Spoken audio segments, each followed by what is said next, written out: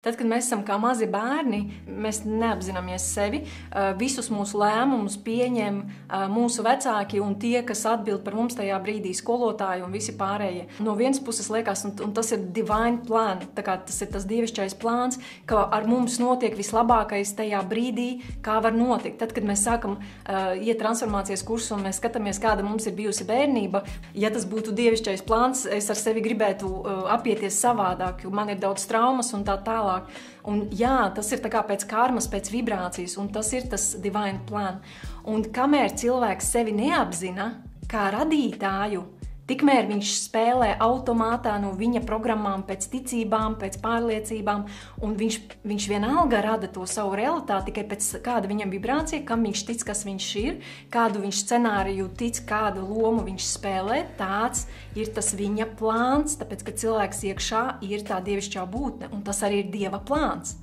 Bet ja jūs apzināties sevi, tas, ko mēs mentorprogrammā, mēs neesam tāda kā kopiena, kura ir pret kaut ko, mēs cilvēkam pašam tā kā pagriežam to prožektoru pret sevi, bet tu to uzradīji. Tā kā mēs visu laiku starojam un mācam, lai cilvēks saprastu, ka jūs esat tie, kas var to ietekmēt. Ja nevis tur ārā ir kaut kādi slikti, un te mēs esam apzinātie, un te mums ir tā komūna, kur mēs visi tā kā viens otru atbalstam, tāpēc, ka ārā tur jau ir tie neapzinātie. Ja? Nē, mēs to radam, un tā plūsma, kas ir, piemēram, kad cilvēks dzīvo, viņam tāpatās kaut kā notiek, jā, pēc viņa programmām. Kad cilvēks pamostās, kad cilvēks saprot, kā viņš to ir uzradījis, ar kādu ticību un pārliecībām, tajā brīdī viņš var sākt mainīt. Kamēr cilvēks domā, ka tas vainīgais ir ārpusē, viņš savu realitāti nevar uzradīt, jo viņš gaidīs, ka tas otrais kaut ko darīs un tas cilvēks reaģēs. Viss tur vairs nav realitātes radīšana. Tāpēc, ka tas divine, ko mēs domājam ar to divine, tā kā tas dievišķais plāns, ja mēs skatāmies tādu kā Dievu, kā enerģiju, kā visums, kā beznosacījuma mīlestība, tā nav persona, viņš nesoda, ja? Tur tas dievišķais plāns nesoda. Ir vienkārši vibrācija, kādā jūs vibrējat, to jūs piesaistat. Kā jūs ticat, ko jūs domājat par sevi, to jūs pieredzat. Un tā ir vienkārši vibracionāla sakritība, kā jūs piesaistat visus notikumus, kā jūs radat visus notikumus. Un jo cilvēks vairāk apzinātāks, jo viņš ieslēdz to, ka es to radu, tas ir no manis atkarīgs. Novācam visus tos vainīgos nost, un tād mēs varam realitāti sākt radīt. Jā, jā, tad ļoti svarīgi ir tas, ka mēs arī nenoveļām atbildību uz kaut kādu mistisko dievu, ka man tagad nepienākās. Ka man nepienākās tas darbs, jo pēc divine timing nav mans brīdis vēl tur strādāt, un jāsaprot, ka tad es nerezonēju ar to vibrāciju šobrīd. Vai arī man ir kaut kas cits tā kā jādara šobrīd, vai arī man no prāta es izdomājis, ka man to vajag, un man tas šobrīd tā kā nepienākās, jo tā nav patiesā vēlme.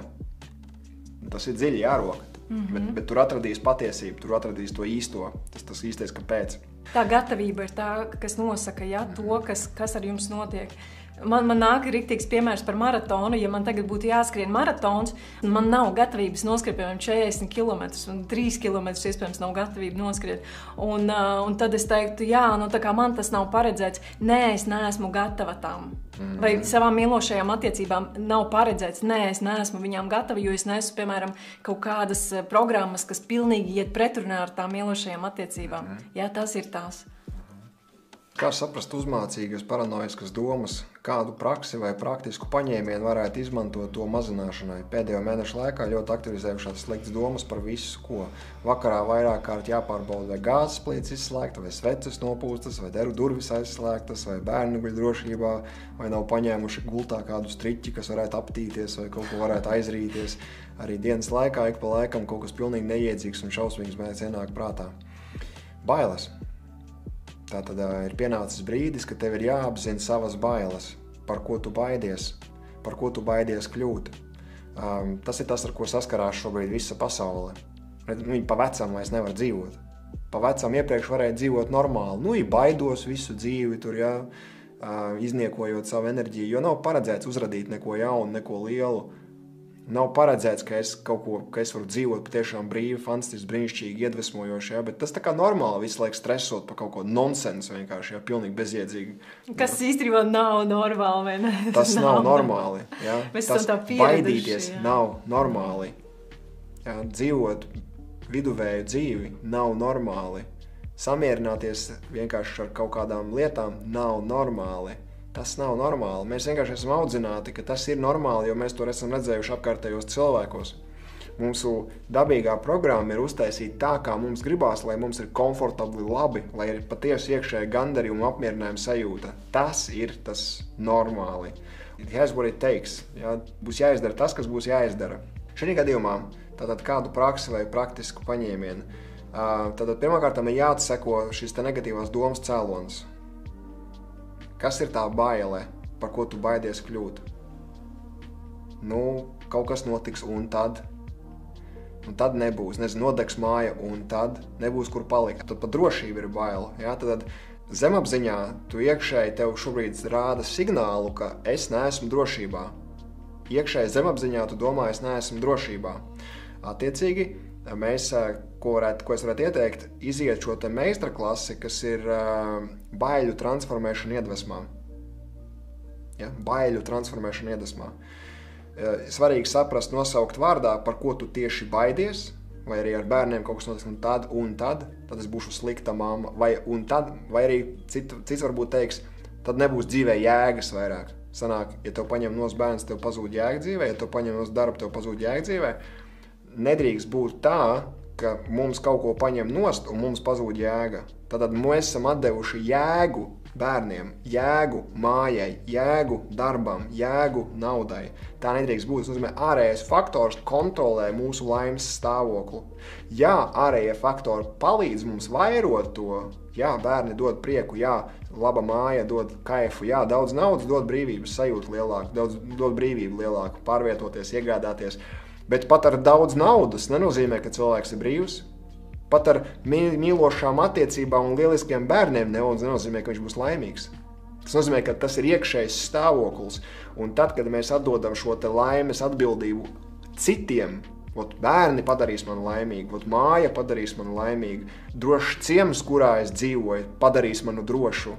Nē. Tad drošības sajūta sāks tev iekšā. Tava laimes sajūta sāks tev iekšā.